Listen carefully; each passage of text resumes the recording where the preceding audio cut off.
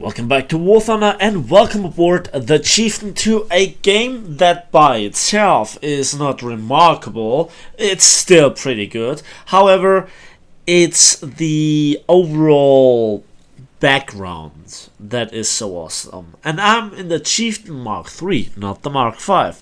Because after the test run out, or the test drive for a week for making the tank review on the Mk.5, well, I still have to research the Mk.5 for myself to have it in my garage. And the Mk.3 is basically for only the difference of the 100 less horsepower in the engine, pretty much a carbon copy of the Mk.5, or the other way around, how you can see it. The Mk.3 has been in the game for quite some time, and it was one of my all-time favorite tanks. Now, you know, things change within War Thunder, but I think this tank will stay it for quite some time. The reload on the gun, the damage effect, the penetration, the versatility on 2 shell types only, it's together with the hull down capabilities of the tank make it quite enjoyable. Then there's also the stabilizer. All that combined makes the Chieftain a very good main battle tank. However, of course, the lower plate being the main weakness of this tank, it has to fear any opponent, and it really can't angle again as well because of the weak side armor. However, I wanted to point something out. Now, this tank has a very high battle rating, of course, of 8.0, and it just baffles me that the Chieftain Mk.5, which is not different, has 8.3. Why? I don't know. I have 240,000 research points left to get the Chieftain Mk.5, and there are many ways to play for this tank. Obviously, tier 4 premium tanks, Stridswagen 81, Black Prince, great tanks, they do the job. Or you play other tanks to complete the research, so you get extra RP for finishing that grind. And this is an option as well, but look at this. Good. But I had to go and hide myself, so it was not the killing shot that I hoped it is. What the Chieftain Mk.3 has in this battle particular is that I thought this tank is worth having a talisman, and I also gave it a big booster. I'm not quite sure if it was a 300% research point booster. Yeah, it's quite something. And the combination of a premium account with a very effective tank, with also being the previous tank that gives you further 30% of extra income.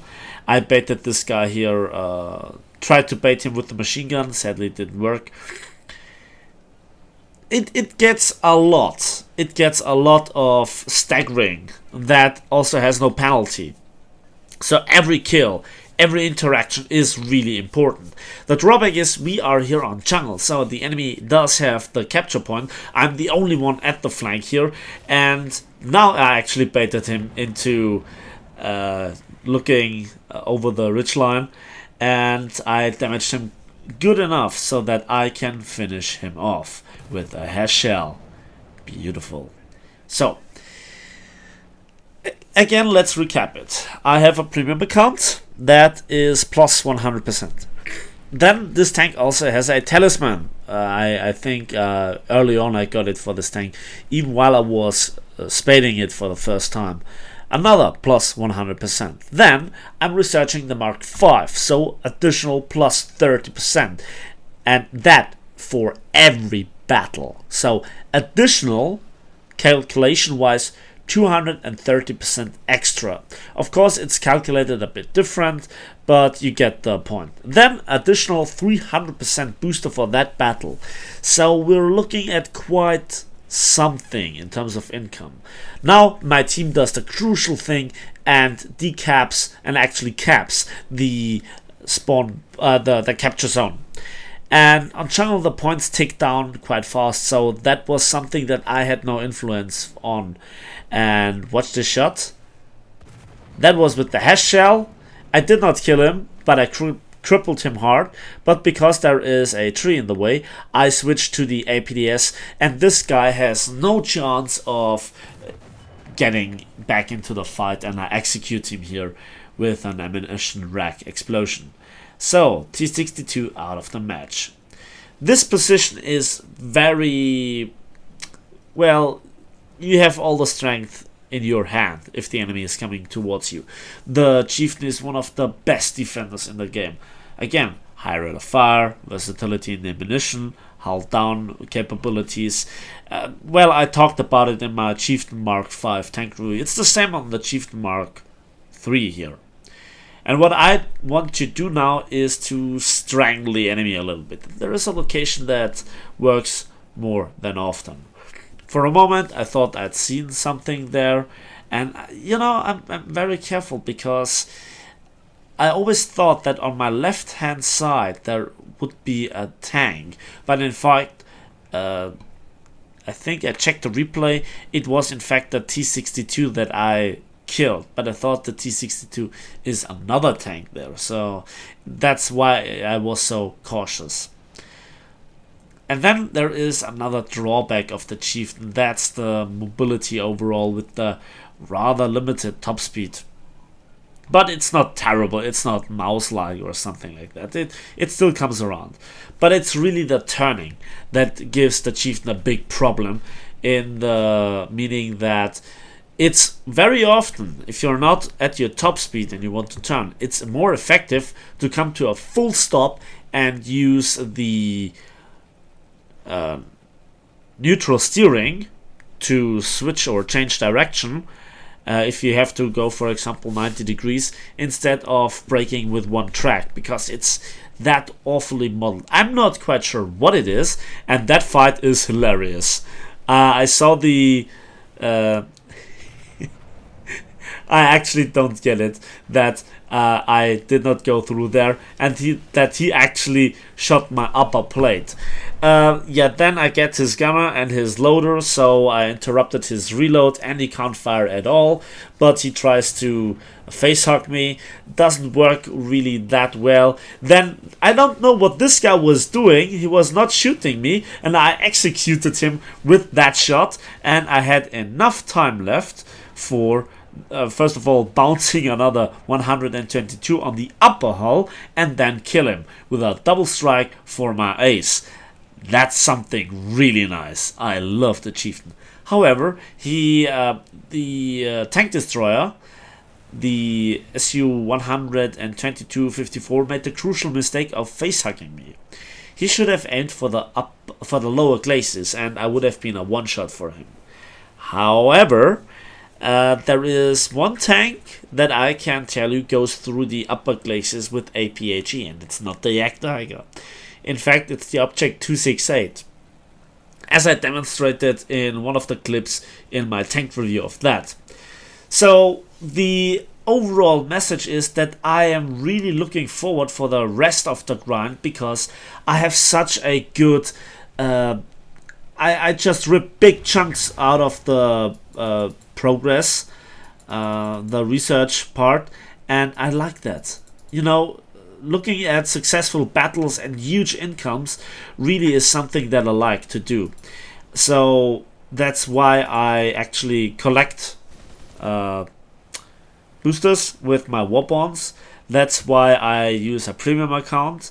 That is why I try to combine both at the same time to the max effect. And I think that's a really important message. And I don't get it that I bounce here. Well, I aimed badly. And he hit my engine. Gladly I didn't get set on fire. And airstrike comes in, but not to great effect. Yeah, P-47M just buried itself into the ground. I tried to blind him here with the range-finding gun, but he sets me on fire anyway. The range-finding gun, again, to recap it, has a comparable muzzle velocity and trajectory to the hash shell, so you can aim the first test shot more accurately over distance as you would do with your Mark 1 eyeball or even the rangefinder to a certain degree. It's just simply faster, but it's AIA shells, so even the little poofs of the explosion not just mark the impact after the tracer run out, but they also blind the enemy at close quarters with the little explosions and smoke, so that they can't aim that accurately anymore. In certain situations, of course, and I thought that this is one of those situations. So that's a pretty bad situation I'm in. I should have also marked the location of the enemy tank, and now I did it actually. The game was played a few days ago, if I'm not mistaken, but so quickly after the tank review I didn't want to show it, yet still I thought it's worth showing, because you don't get that kind of scenes and battle results every day, even with the mighty Chieftain. Yeah, so I tried to go up, and he actually passed it quite well. I didn't see him, I looked on the right side, and he gets a shot into my engine again. There is nothing that I can do. I have to extinguish the fire, and I have to go through the repair of both the engine and the track, and I think even my transmission is down. Thankfully the machine gun has a lot of fire belts, or a lot of rounds in its belt. Yeah, I actually hit the rock there. That is one of the drawbacks that I still think is within War Thunder to an unnecessary amount. And that is that some of the rocks are not modeled visually compared to their collision model, let's put it that way. So let's have a look at the amazing results. And we have 25,000 civil lines and 17,785 research points towards the Chieftain Mark 5. That is something. That is quite something. And yeah, that was a 300% booster. So at the overall income was 1,200%.